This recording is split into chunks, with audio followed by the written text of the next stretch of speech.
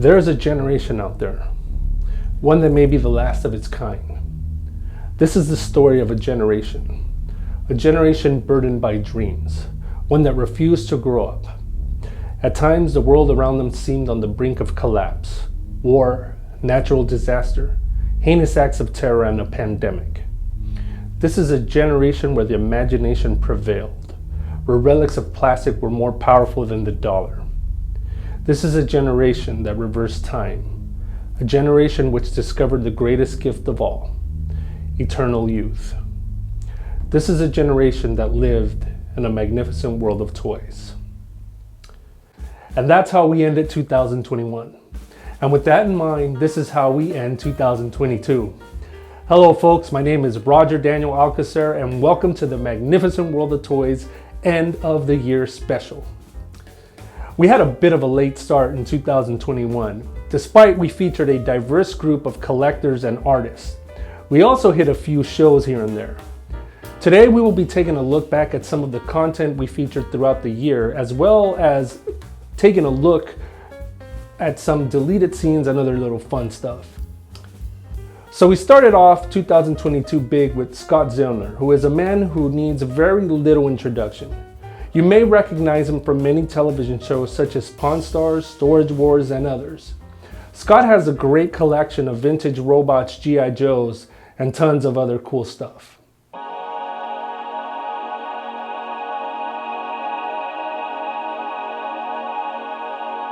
Like many collectors, I collect for the presence of nostalgia. How does this toy make me feel? And that comes back to the point when we were kids, there was no overbearing rent or COVID or any kind of stress on our lives. It was just joy. Joy to get home at 3 o'clock and watch cartoons. Joy at Christmas or birthdays to open up that gift or to save your allowance and buy that toy that you wanted. And so now as adults, we search for that little bit of happiness that we may not get in our normal lives, and that comes from collecting toys or repurchasing that little bit of childhood that we missed. I really was that kid that collected his toys when he got his toys. I was so much of a toy guy even as a kid. I didn't want boxes to be thrown away. I wanted to keep my boxes. And there's a great story of Christmas at my grandma's house where we packed the car up and there wasn't room for Scott's boxes. And so I had grandma send me the boxes home. Here I am, 10 or 12-year-old kid, and I wanted my boxes to my robots, to my G.I. Joes. I didn't want to leave those behind. And she had to go to the post office and they're like, "What's in this box?" She's like, "Boxes." "What do you mean boxes?" I'm like, "My grandson has to have his boxes." And they didn't believe her. They made her open the box up to show her there was just boxes in this box. They couldn't believe a kid wanted to keep his boxes. So even at an early age, I was already a collector at heart. Phill Gonzales is an illustrator who had an impressive collection of dino riders, as well as figures and statues that serve as inspiration for him. Phill also paints miniatures in his spare time. In this deleted scene, Phill shares his process when painting miniatures. Most of the time, kits, they just come in modeling boxes like this. Awesome artwork of the final result, but when you actually see the miniature, it's just like a model kit. There's nothing that's been done yet. It's all just injection molded plastic waiting to get started. And what kind of happens from this point is you get on the ball, you start clipping the objects out of the sprue, is what they call this injection molded piece. So that kind of gets the process started. Cut a piece like that out, kind of clean off the excess and stuff like that. I'm doing it a little faster, but that'll entail things like just scraping off like extra flash, getting things flush, because several times there's like multi-piece components and things like that. But generally, cut everything out, and then the next step, in the way I like to do it, because some folks are really good and they can take a miniature like this and they can paint it completely assembled. I am not that coordinated. I'm always like bumping my models and making mistakes, so I build a lot of my stuff disassembled or in just like the most prevalent chunks.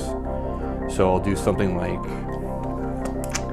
we have a character here who's like a driver for a really big war beast, and his body is a separate chunk from his head, and instead of dealing with all the trouble of getting the paintbrush into these detailed areas like the straps and the bars, I'll build him with the head separate, so I can paint the head, I can paint the body, and get everything coated and painted the way I want. And then when I'm done, I'll glue these pieces together and finally put it on a base or get it into its final presentation state with whatever it's going to be.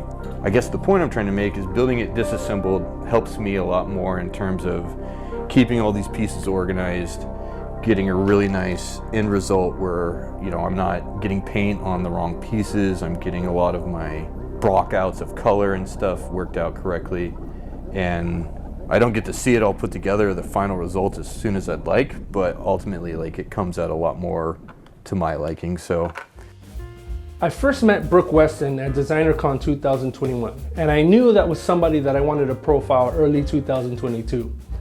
Drawing inspiration from dollhouses and playsets, Brooke transforms the inside of taxidermy into macabre, mystical, magical, miniature wonderlands. Brooke would go along to introduce me to her friend Kate Hart, also known as Bittersqueaks, and owner of the estate of Edward Mobley, the creator of the toys she's fond of. Kate keeps his legacy alive by reproducing as well as creating characters from the Edward Mobley universe.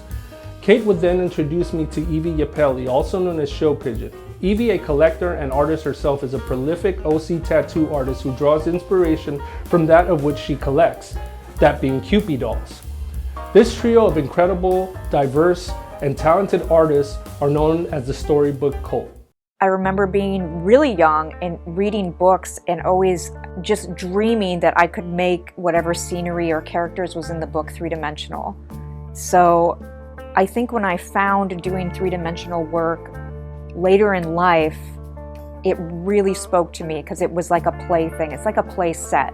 And then dollhouses are part of that. Miniatures, dollhouses, dioramas, all those things really fascinated me or really excited me or inspired me. I had a dollhouse when I was young. It was kind of funky. Then they made, in the 80s, the strawberry shortcake dollhouses and stuff that had all these incredible pieces in them. And I still draw inspiration from that stuff. It's so cool. My creative process always was like building small worlds within things. So it kind of just was a natural thing that happened with the taxidermy. I really want to entertain people through my work. That's why I like to work with detail, especially if somebody buys something. I want them to continually find new things about it. There's just endless layers of detail and information in each piece. And a lot of the things I do, just there's no sense to it. It's just something I've completely come up with. I have an assistant. She does stuff for me and she's like, is there a YouTube video? I go, no, this is just some weird stuff I've come up with. So she helps me with a lot of the labor-intensive part of it. I collect Edward Mobley toys designed by Edward Mobley for Aero Rubber, Sun Rubber, J.L. Prescott, basically every company that he designed for around the world. I'm also the owner and curator of the Edward Mobley Estate and Museum here in Old World in Huntington Beach, California. So what I do is I'll take Edward Mobley toys, originals, and reproduce them out of resin and then paint them, or I'll take my own sculptures that I feel are cohesive with his work. My ultimate goal would be to create more characters for the line. I'm working on miniatures of his work. Really what I'm focused on currently is like working on a book about all of his work, like what he brought to the toy community, how truly special Edward Mobley's work is still. You know, even though he's passed away, in my opinion, he was one of the most talented artists. I don't want him to be forgotten. You know, I don't want him to just be some, oh, I kind of remember those toys and like whatever. Like, I truly can't let that happen. It would break my heart. Because I collect Kewpies so extensively at this point, I try to avoid collecting too much other stuff because it can get out of hand. Kewpies just delight me. And I'm not super well versed in the value of, I mean, I have a better idea than your average person who doesn't collect Kewpies. The ones I collect, it's more based on just the ones that I see and my heart jumps. So I have a lot of rubber Kewpies, which are more recent, well, 70s and 80s probably. I like them. The kid in me finds them huggable and it makes me smile. My artwork is really influenced by what I collect, and because both, I guess, are influenced by what I love. I'm an artist and business owner. I'm primarily a tattooer. I also paint, and I do a lot of artist collaborations that let me delve into other things like toy making, apparel, other merch and products. My first Kewpie related item actually is something I've had since I was a baby. I have a china plate that my grandmother gave me when I was born, I think, that I just grew up with. It's a Kewpie sleeping in a poppy, and in tattooing it became a Kewpie sleeping in a red rose. A very classic image that you may have seen before. That is also a really famous tattoo image because sailor tattoos, that era of, it's called American traditional tattoos, a lot of what the images were based on was pop culture. Kewpie dolls, for those who don't know, was like as big as Mickey Mouse back then. I mean, they're huge. It's a design that started as a comic book illustration by an artist, Rose O'Neill, and eventually became dolls. Started as a bisque porcelain doll, then became a composition doll, rubber, vinyl, like Kewpie dolls found their way into Tattoo Flash. We are now on our 4th year of existence. Every one of those years, the name of Dove Kelemer would come up. Dove is not only known for having a legendary collection, which we have yet to see, but also for being a distributor and merchant of amazing custom resin, bootleg works of art from artists spanning the globe. I often wonder if we are the last of our kind in terms of collecting. This next segment was a deleted scene that did not quite fit in Dove's original profile video and was a discussion between myself and Dove about the future of collecting. I think it'll be interesting to see if my kids care about this stuff or whether I'm gonna have to sell all this stuff before I die. I think what remains to be seen is whether kids growing up today will have nostalgia for what they had as a kid. And they might be nostalgic for a video game, right? Does that mean they necessarily want to buy a 3D representation of it to put on the shelf? You know, who knows? Does the world really need more plastic in it? Probably not. You know, does it make people happy? Yeah. I'm not sure I can predict what the future is going to bring. I think collecting will always exist to some extent. Whether it is as popular as it is today, that remains to be seen. From the time I began this channel back in 2019, Jaime Valderrama, also known as Epoch Toys, was a toy maker and collector who I'd always wanted to feature here on the Magnificent World of Toys. His work is unique and inspirational and encompasses everything I love as it relates to my favorite sci-fi films and illustrators. Jaime works on a variety of scales and mediums and continues to push his boundaries in toy making to this day. I create art to try to escape, I guess, the daily, routines of life that kind of put a lot of stress on you. And I just try to come home, make some art, and the art kind of like takes me to a different place. When I was younger, I was exposed to a lot of domestic violence. So artwork would take me to just a different place. I'm at a peaceful place when I make artwork. My name is Jaime Valderrama. I am an illustrator, toy maker, toy designer, printmaker, and grave robber on the weekends. I collect vinyl, I collect toys, comics, graphic novels, just pretty much like things that are kind of odd too. I like to surround myself with things that inspire me pretty much. As far as toy making, it all started with like just a dream of trying to make my own toy line. The stuff I create, it's a combination of like science fiction and horror because I love those two genres. I try to create things that are based on some of my short illustrated stories. I try to create things that are unique, that bring something new to the table. This year, Los Angeles was treated to 2 very unique soft vinyl events, Paul Kaiju's Summer Slime and Creature Bazaar's Creature Vision. Though both events are hosted by Creature Vision, both are unique in their very own right. Both spawned out of the need to provide a fun and memorable experience for the soft vinyl community. Here you will see Paul Kaiju share the origins of Summer Slime, followed by a deleted scene from our Creature Vision show recap, where Quang speaks of the origins of Creature Bazaar as well as Creature Vision. San Diego Comic-Con was a really big event.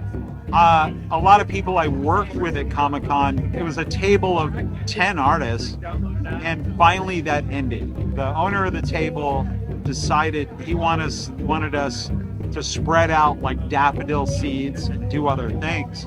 And I understood what he was saying.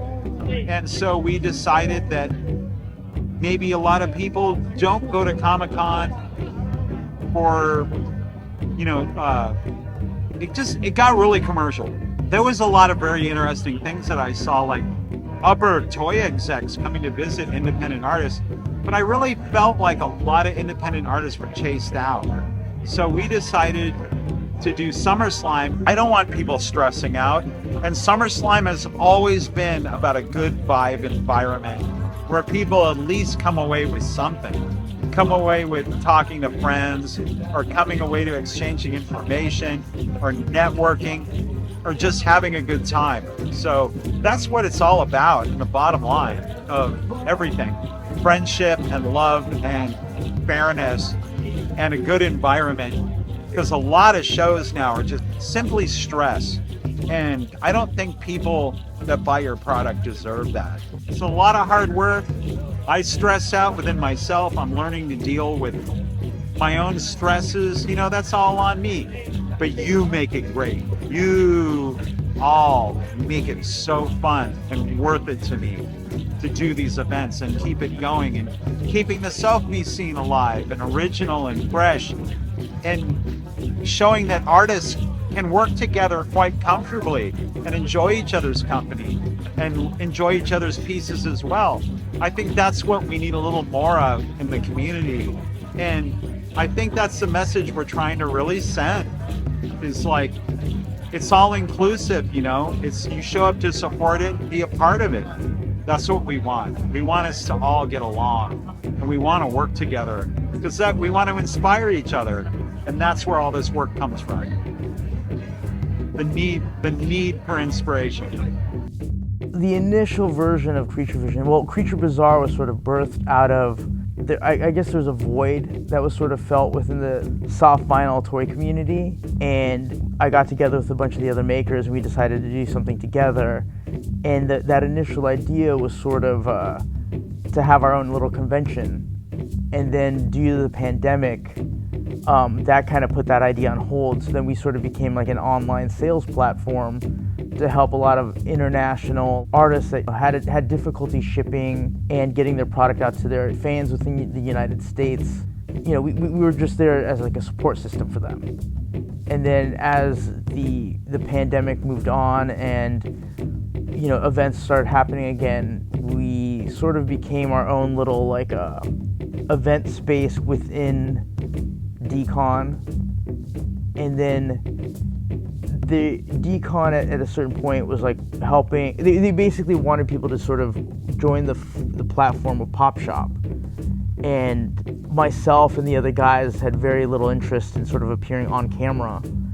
And I essentially learned how to edit video over a friend's lunch break.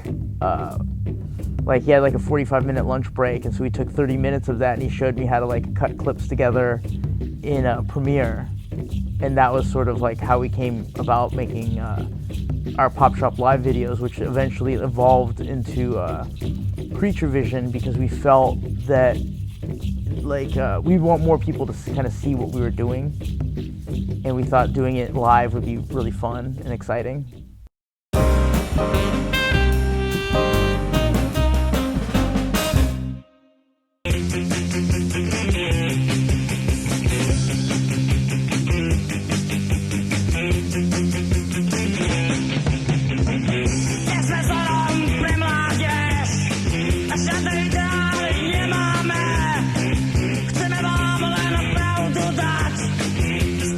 Chcemy bojować, ponad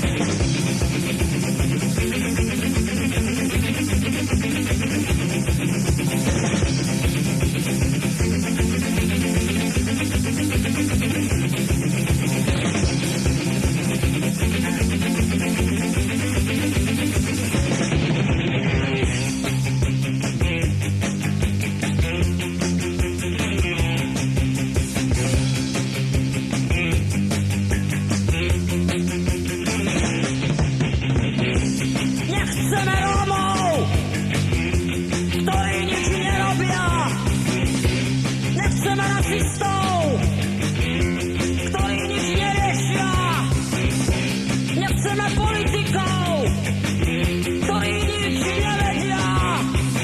Nechceme zákony, ktoré nikdy nezmenia.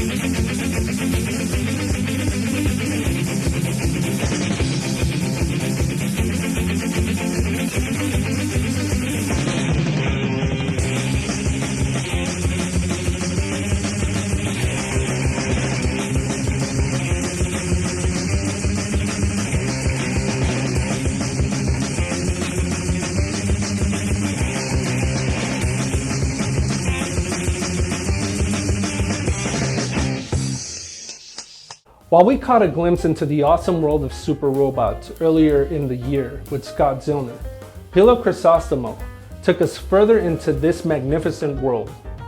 Pilo has a vast array of vintage and modern retro die-cast super robots, many of which transform or combine in one way or the other. My collection mostly consists of die-cast super robots, figures, and vehicles. I collect because I simply love toys. It's been a passion of mine since I was a kid. It's my recharge. After a long day of work, I can stare at them for quite a time and they never fail to bring me a smile. I can say they're my therapy, they're my static enjoyment. I will always be amazed and be excited to get my hands on vintage and new ones as long as they transform, they combine with all their bells and whistles. A valuable piece in my collection, I guess I don't have any. Because it's always hard for me to let them go, even the small ones. They are all valuable to me. I have some friends that came over some years ago. They saw my collection and they were impressed. And one even asked me, what do they do? To them, they're just toys. But for me, they're my collection. They're priceless. So it all depends on who's looking. I'm so drawn to them. Nobody needs to explain to me who they are, what they do, and how they transform or combine. For me, they're perfect. I'm all in, rule the sold. I know my kids sees what I have been up to for as long as they can remember. I hope in the near future, their nerdy weird dad's madness will inspire them in whatsoever shape or form. I was introduced to the following collector a couple of years ago at a toy show by a good friend named Brian. Jill, also known as Cutthroat Cuddle on Instagram, collects some mainstream but mostly obscure fantasy and science fiction related vintage toys, as well as anthropomorphic plushes.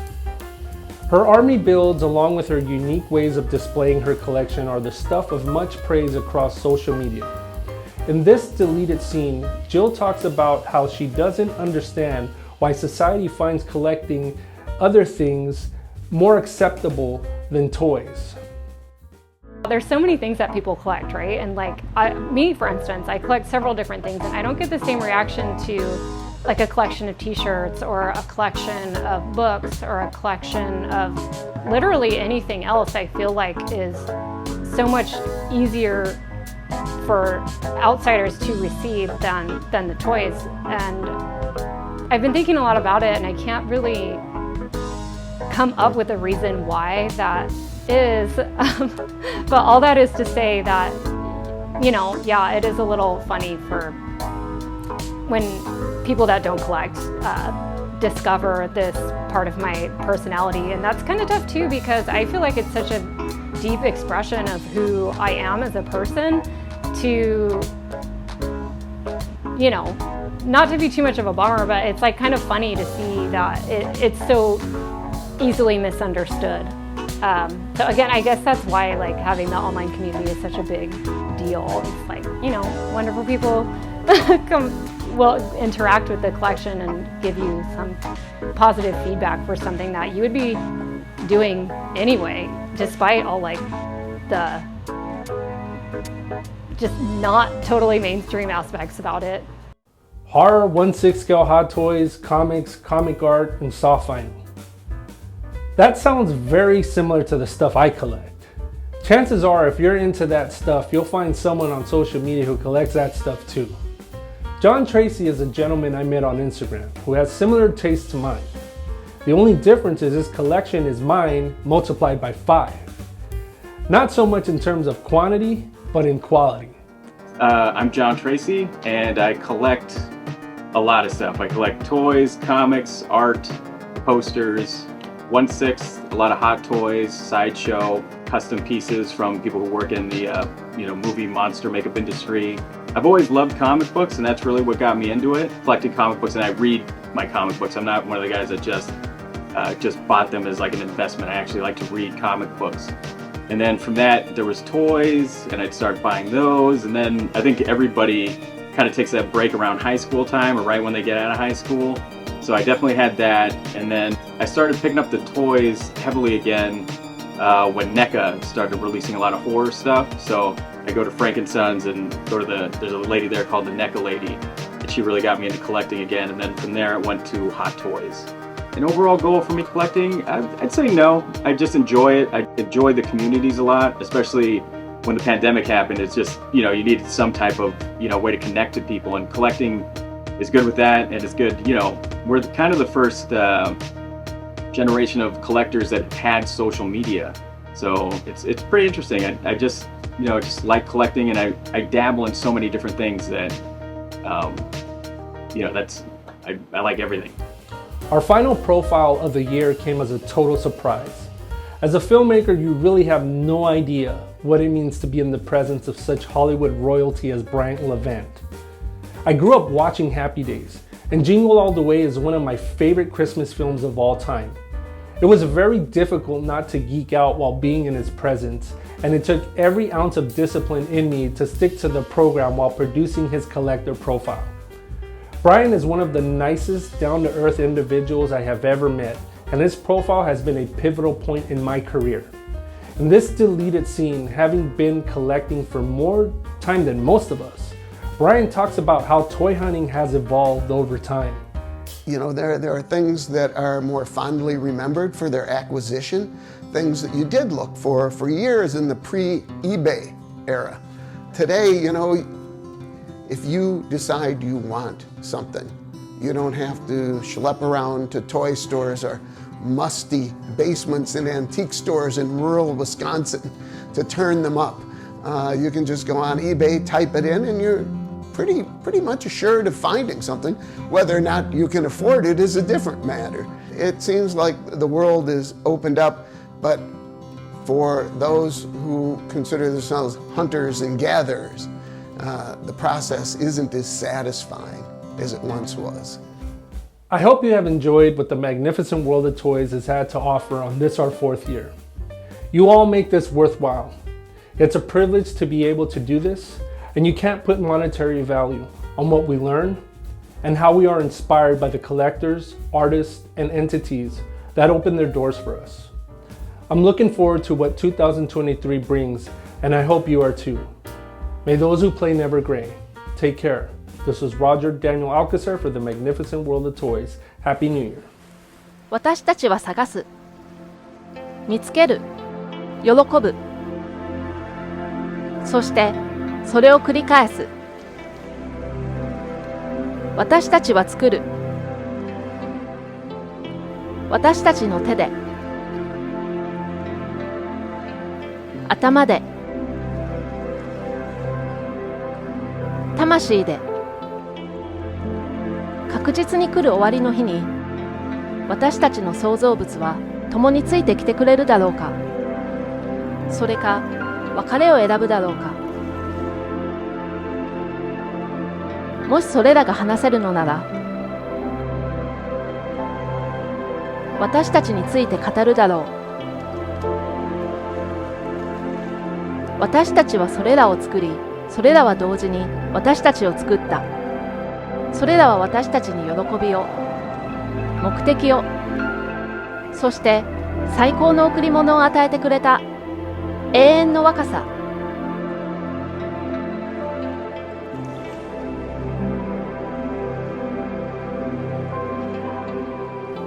そしてそれは私たちの物語だ。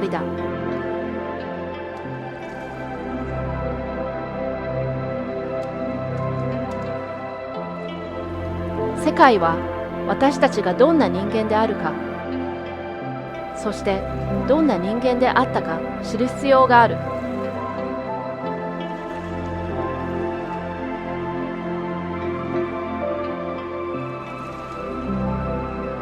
未来の世代は私たちがどのように生きたかと聞くだろう。そして私たちが素晴らしいおもちゃの世界に生きていたと知るだろう。